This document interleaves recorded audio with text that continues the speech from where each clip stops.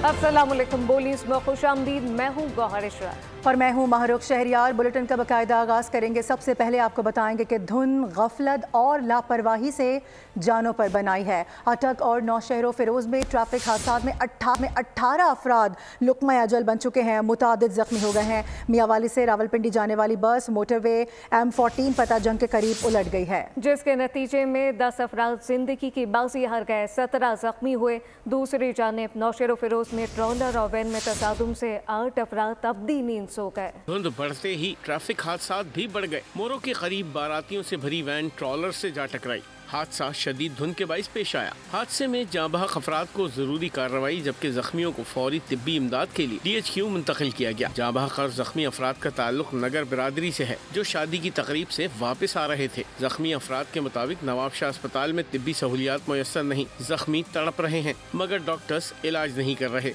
उधर फतेह जंग के करीब ड्राइवर की गफलत, कई कीमती जानें निकल गई। हादसा मोटरवे M14 पर पेश आया, जहाँ ड्राइवर की लापरवाही से बस उलट गई। हादसे में 10 अफराद जहाँ बहक जबकि 7 जख्मी हुए। कोयर थी शायद उस टाइम पे ज्यादा। मैं भी वहाँ से जब यहाँ पर पेशेंट लेकर तो बहुत कोयर थी कि 20-25 स्पीड में आ रहा था, तो शायद कोयर की वजह से हुई है। तर्जुमान मोटरवे पुलिस के मुताबिक बदकिस्मत बस बहावलपुर से इस्लामाबाद जा रही थी कि हादसे का शिकार हुई। जहाँ बहक अफराद की मैयतें और जख्मियों को फौरी तिब्बी इमदाद के लिए THQ मुंतकिल कर दिया गया।